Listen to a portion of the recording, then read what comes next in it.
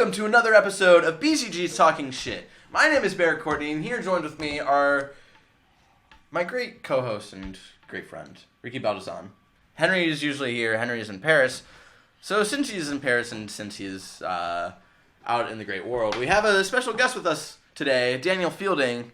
What's up, Daniel? How are you doing today? I'm doing good. Thank you for having me. Today has been a really good it's been run. Pretty funny. Yeah. Unplanned topic for talking shit, which you just saw yesterday, which was bad work situations. That was really fun. We totally didn't plan it. It was just like we started going off, and then I realized, oh shit, like we're running out of time because we need to get Daniel to work soon. Yeah. So I just decided on the fly just to do that as its own topic. So I like that. That brought our energy back up. Yeah, that was good. Yeah. But today on Talking Shit, if you don't know, one of us brings in a topic of discussion, and then we talk some shit about it. And today we're getting a very, very special topic of discussion from a very special friend of ours, Barrett Courtney. Yeah. And today my topic is so Daniel did spookiest moments in your life. My topic of discussion. If we ask this in 10 years from now, our answers would probably be very different. My topic is the best moments of your life. And the reason I say it would be very different in 10 years is because probably somehow be in relationships, married, or having children and all that stuff. Ooh, man. But we're not at that point in our lives yet. So we can have interesting... Daniel's still working at Safeway. It's like... Fuck. Gosh, dude. Nah, I'm glad I'm clean up on aisle 10. So we can actually have more interesting answers than... Hold on. Daniel, still at Safeway, talking to one of his coworkers. Yeah. Hey, Daniel, so what are you doing this weekend? Going camping? With your family? Alone. Oh. Where at? The Safeway parking lot. Just waiting for my shift to start. And so, yeah, like the best moments of your life, you know? I was thinking about it. Thinking about this recently, one of the greatest moments of my life, living back in Cleveland, Ohio. In general, living in Cleveland, Ohio wasn't the highlight of my life so far. But we were friends, family friends with a local Irish punk band. And when we got to see him at the drummer owns like his own like restaurant bar called Stampers. And they were playing there, and they're taking a break in their set. And he comes up to me. He's like, "Yo, go up on the stage and play something." And I got to play in front of like 300 drunk people, and It was like the coolest fucking shit ever. And then I was decent at the time, you know. I was like, were you on drums or? Yeah. I was just doing like a quick little drum solo. I was in 8th grade, and this was when I was like actually in bands, you know. So I was able to like actually show off like techniques that I learned and stuff, and people were cheering me on. And then like I saw like the drummer's daughter, who's like my mom's best friend. That's how like we know them. She didn't know that he had told me to go on stage, so she was like, "Why are you up there? Stop." So I stopped, and then I awkwardly got off stage.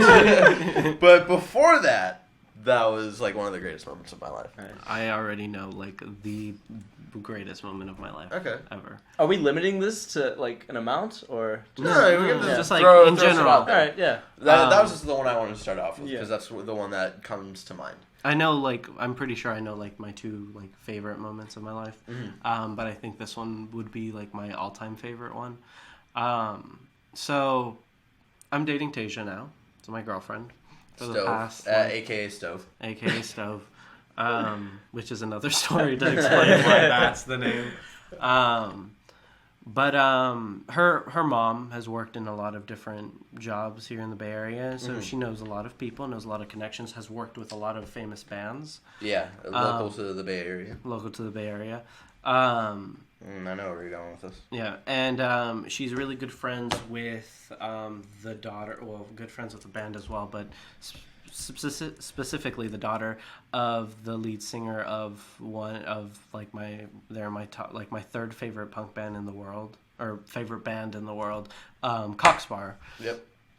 And I think it was like a couple days before we went to, they're having a show at Bottom of the Hill. and they were headlining along with a bunch of other Bay Area punk bands that were under like the same genre ish. And this isn't the moment, but this is like kind of like what led to it. Yeah. So we get there, we're standing around, all the adults are having beers. Me and Tasia are just kind of like grooving to the music. And then all of a sudden Hannah arrives. Hannah's the daughter of the lead singer. So we're all saying hi to her, they're all having drinks, we're all having smokes and stuff. And then all of a sudden I hear, "Hey, Ricky." I turn and I'm looking at him. He's wearing shades, so I'm not really noticing him. Then I hear him talk some more, and it's fucking Colin. It's the lead singer of Cos Bar. So he comes over, he gives me a firm handshake, firm handshake.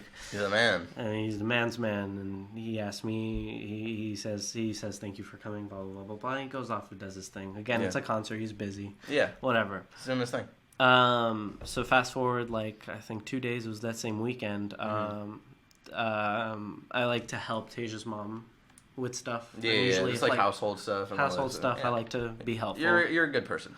You're good people. And her friend, one of her really good friends, Lulu, needed help setting up her backyard for a barbecue she was gonna have. Yeah. So I go in the backyard. I'm helping her husband out with stuff. Blah blah blah blah. She's upstairs cooking. It comes around the time where people start showing up, so people start showing up for the barbecue. All of a sudden, Hannah comes. So I'm like, "Oh, Hannah, like, cool. Like, I love hanging out. I love when Hannah's around. She's always like smoking buddy." Yeah. So he comes over, give her a big hug. Then her mom comes. I was like, "Wait." So her mom comes. So her mom, like, I say hi to her mom. She's like, "Oh, nice meeting you," and stuff. All of a sudden, fucking Colin comes to the door. And I'm not thinking I'm staying for the barbecue. I thought I was just helping. So, like, Colin comes, he says hi and stuff. He gives me the big, not a man anymore. He gives me the biggest hug. Yeah. Well, no, that's still a man hug. That's still a very, very, very man firm hug there. Very firm hug. And then goes to talk to everybody else. And Lulu says, like, no, stay. Like, have food and stuff, hang out. Like, thank you for helping and stuff. So, we eat food, most delicious fried chicken I've ever eaten in my life. And then we go back downstairs to hang out, have beers, have a couple cigarettes. And there's a moment where I'm like, I've talked to everybody already. I'm kind of just sitting by the fireplace. Then all of a sudden, Colin and his wife come over and sit next to the bench next to me.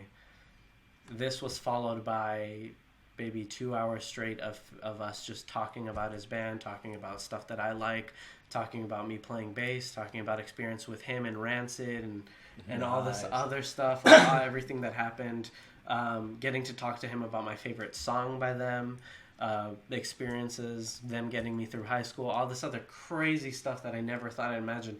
And the night was ended on the best note ever. Everyone's leaving. I'm about to leave with Tasia's mom. She's about to give me a ride home. And I'm saying bye to everybody. Then it gets to saying bye to Colin. I go to Colin. You cry. No, I was almost like borderline crying. And he goes up to me, he hugs me, and he's like, "I can't wait to get back to the United States to meet you again and have this same exchange." And then that was the end of the night.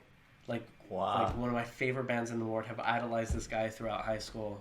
It was, and now you're sort of a buddy of his. And now I'm sort of a buddy of his, and like wow. I know his daughter. I have his daughter's phone number in my phone contacts. I know them. It's great.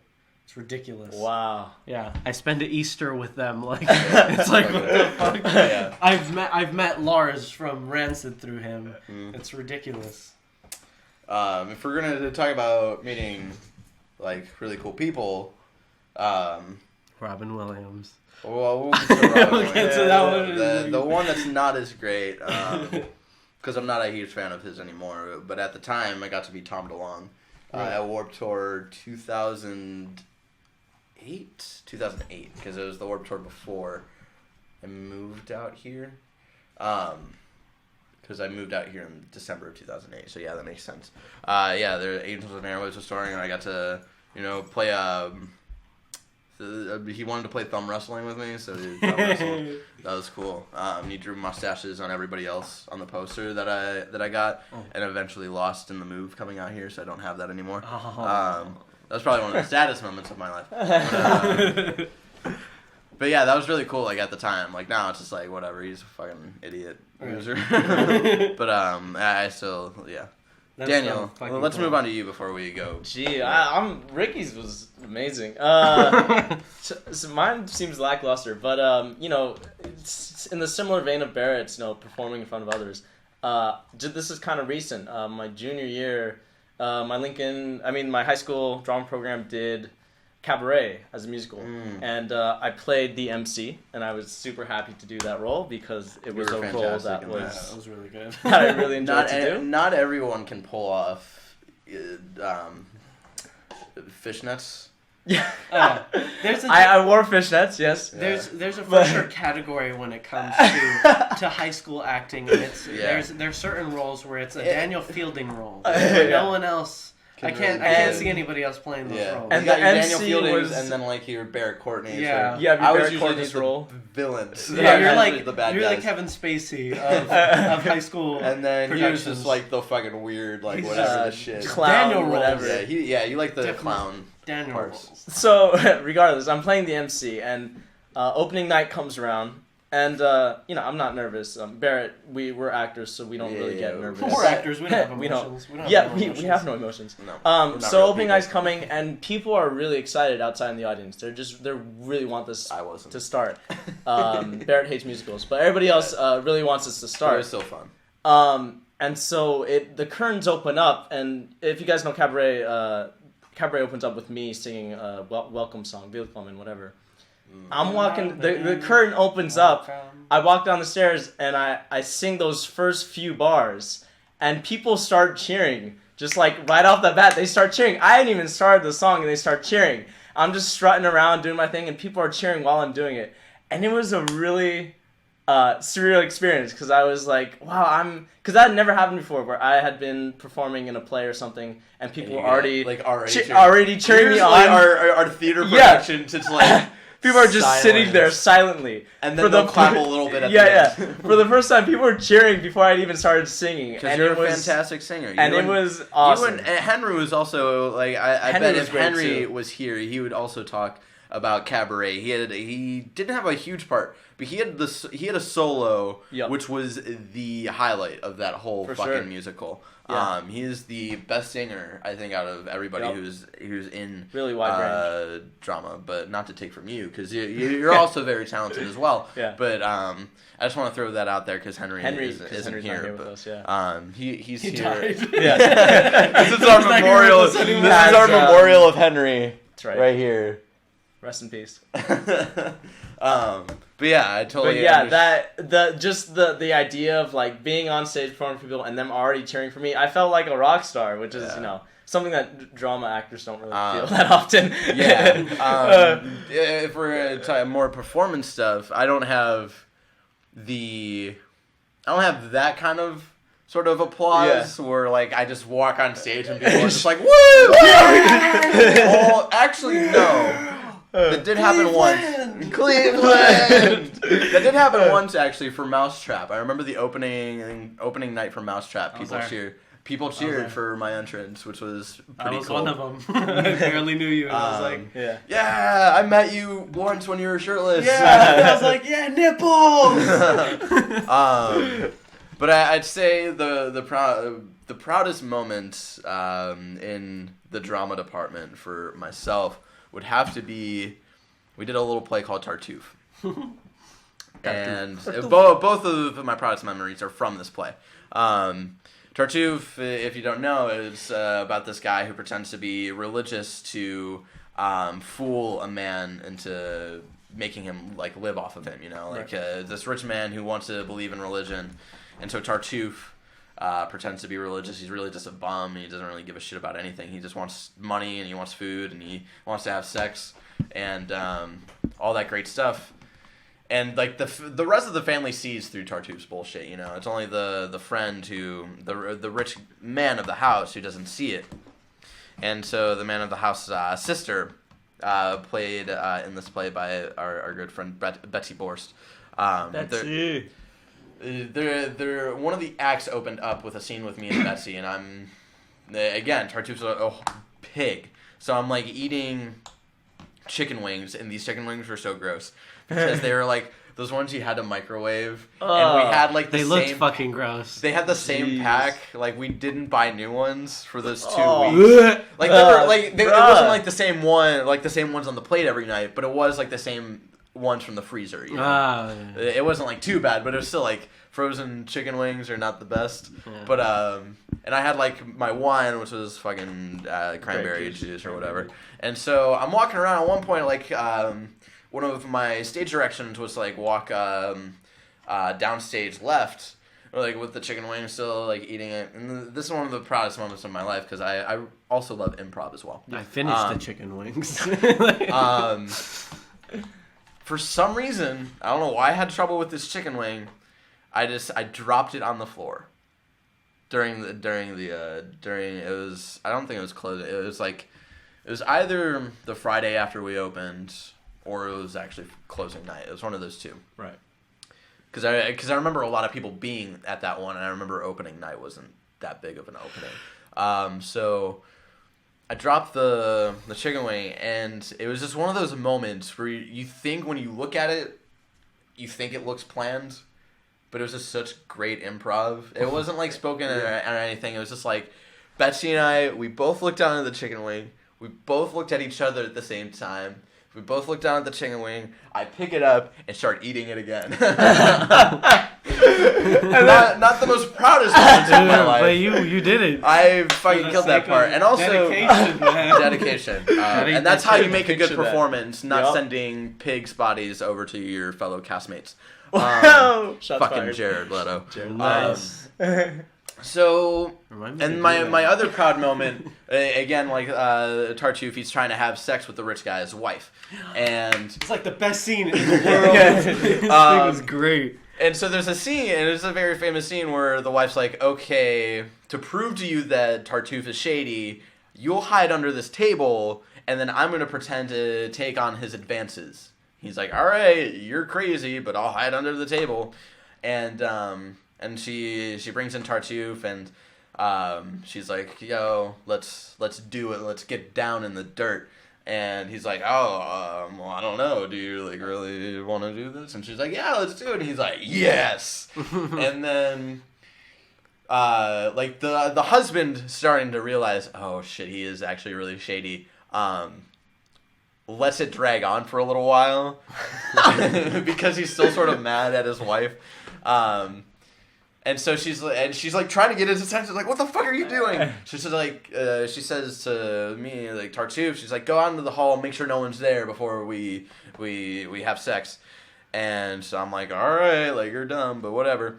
And then shit, like, the husband comes out and they have like their little thing, and she's like, he's coming back. And he's like, and the husband's like, "No, like, I'm gonna confront him." And I don't realize the husband's on stage.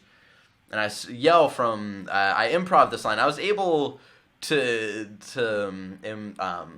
rewrite a lot of my lines to make it more modern, which I'm thankful to Miss Wallentoe for letting me do that, because I do think it made it a little more interesting for the high school audience that was there who didn't understand what the fuck. What's a Tartuffe? They didn't know what the fuck was going on. And so the line was something, the original line was about, like, I hope you're ready to do this and stuff. I felt like during one of the rehearsals, I felt it appropriate at this point for Tartuffe to come out, jump on stage with his pants down in his underwear. I remember. You did that? I remember. Oh yeah. This was before you joined drama class. No, I wasn't before. So. And I conveniently had Batman underwear, so I changed the line. Well, there's two sets. There's the Batman underwear, and then there was the underdog underwear. So the Batman one was like, "Destiny wants you to ride my Batmobile," and I'd jump on stage with the underwear and stuff.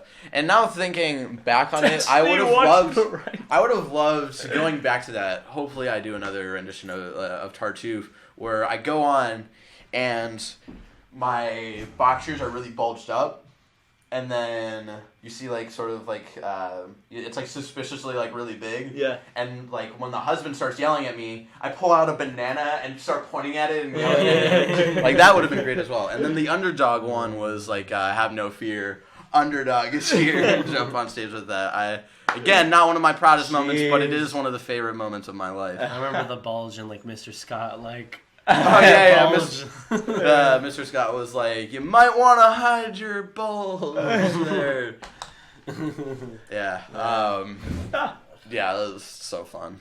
I think I have like one more. Okay. That could be like one of like more of my more favorite moments. Again, another like Stockton type story. Beating back up to more Stockton. homeless. Beating up more homeless people. Beating up more homeless people. Living in Stockton, and the most convenient thing when you live in Central Valley, California, is a Walmart. Walmart. Yeah. So that was always like a common thing for my family. I know. I think I know where you're going with this one. So this one's not funny. This one's not supposed to be funny. Right, serious. Wait, no. Which one are you thinking? The midget one? No, okay, never mind. That's for a different topic. Okay, that's for a different topic. That's for a different That topic. should be like embarrassing family moments, but Yeah, go on. that was Kmart. Yeah, okay. Yeah, never no, mind. Go, Walmart. continue. Well, anyway, now the audience won't get midget out of their head. Yeah. So, no, we were at Walmart, and, like, they kind of, like, made it seem like, oh, like, we're going here to get something else, blah, blah, blah, blah, blah, like, just a normal day at Walmart.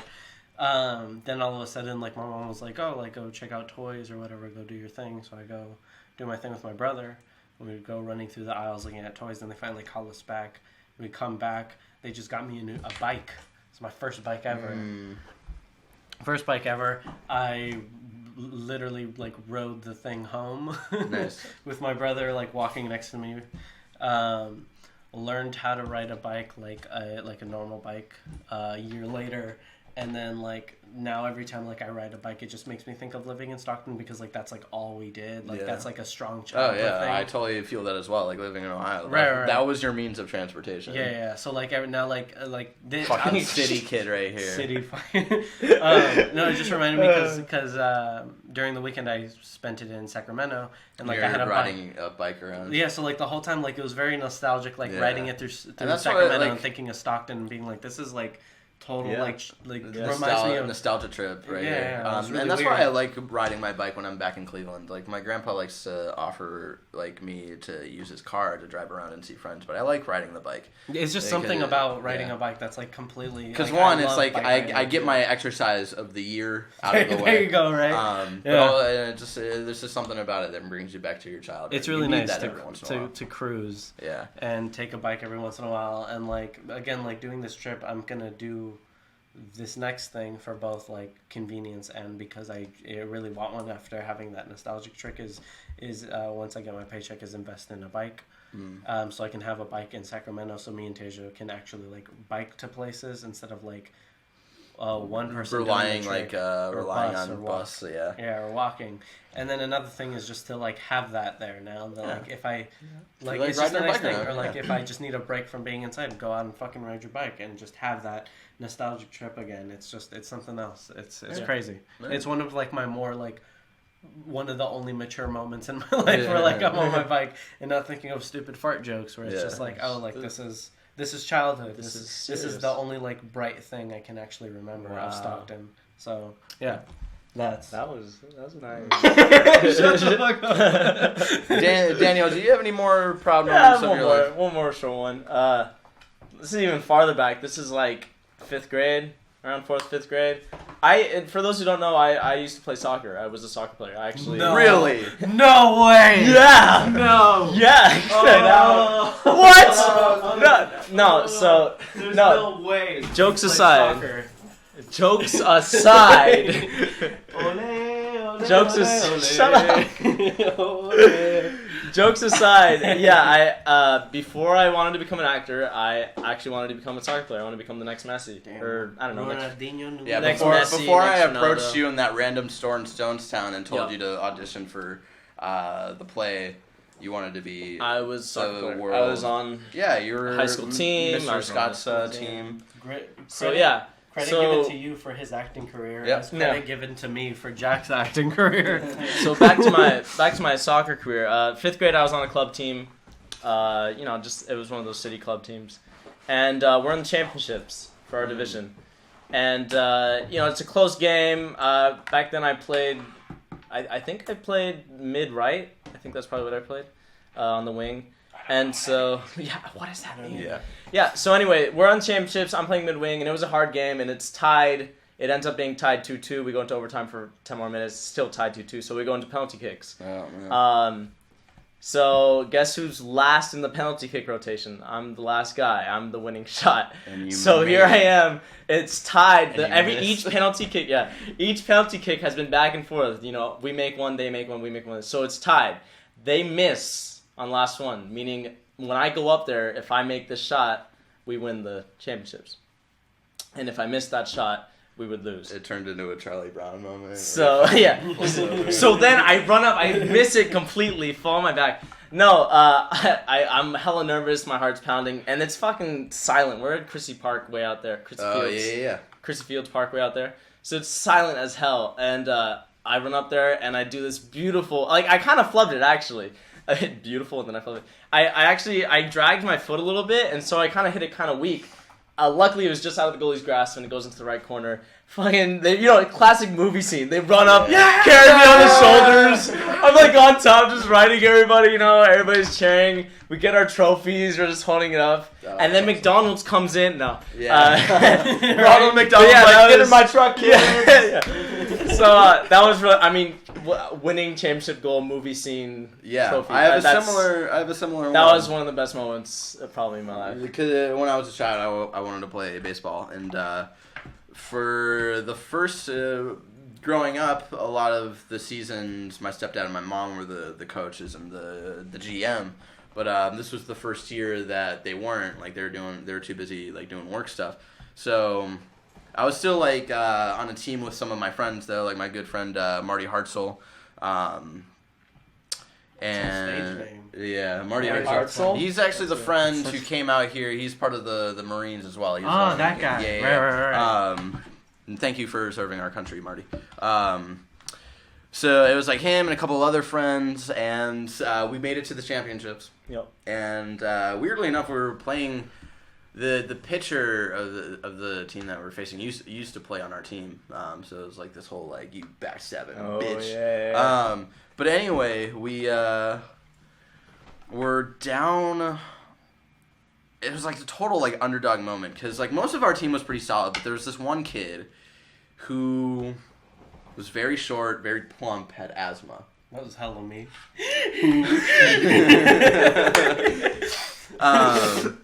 So you got that going on, and there's 2 outs. It's I don't know how many innings we played. I don't think we played 9, but or it might have been 9. I don't know. I don't know how children games work anymore. It was 6th grade, so I don't know how many innings you play. It was probably 9. Yeah. It was so 2 outs, bottom of the 9th. We're down 1, and this kid had somehow.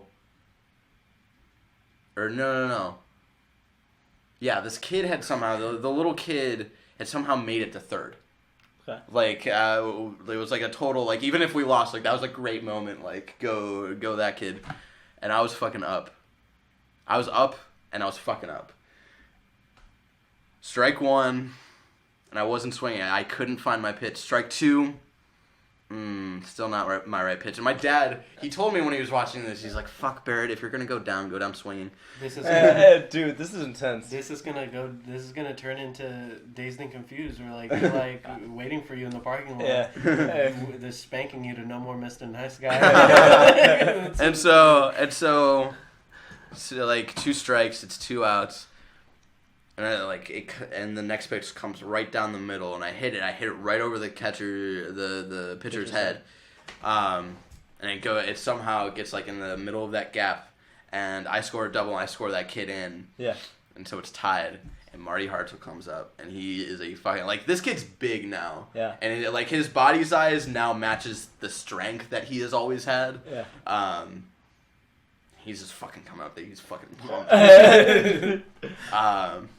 Doing all these crazy bat tricks. Yeah, he's like juggling and shit. Turns into a lightsaber. He's like, he's that one kid who actually did the heel thing every time. Yeah, so it was just like. No, that was actually me. Oh, really? So I'm at 2nd. It's tied.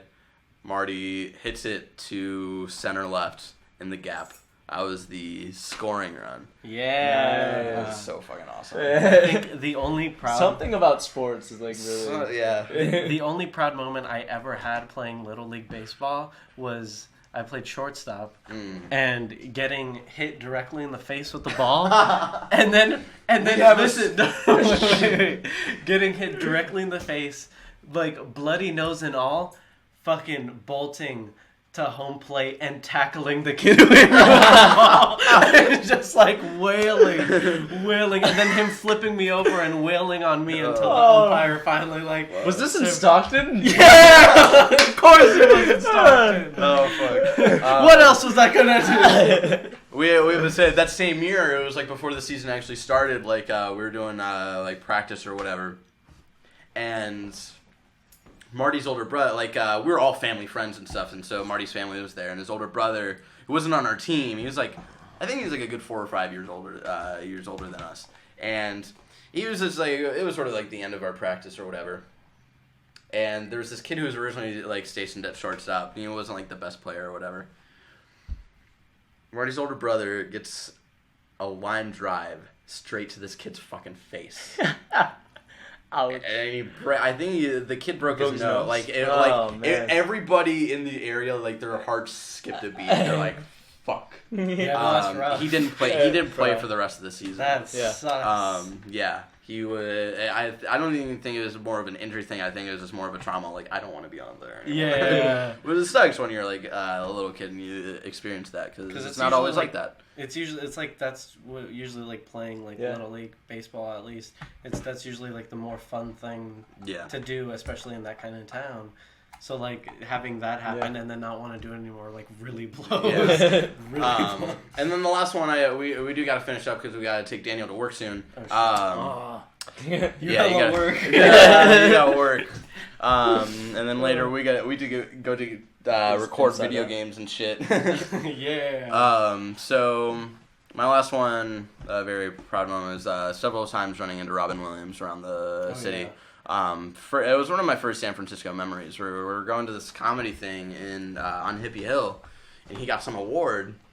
And we were just chilling, and some woman came up to me, and she's like, "Oh, I'm done with my backstage pass. You want to go?" My mom's like, "Yo, take it. Like, see who you can meet back there." And Robin Williams was just chilling in the back, just like watching like the comedian who was up at that point. I just went up to him, and we just had a conversation about like how we felt about like the people performing that day. It was super cool. I ran into him like a couple more times after that, like at Green Apple over on Clement, and Guitar Center over on Van Ness. And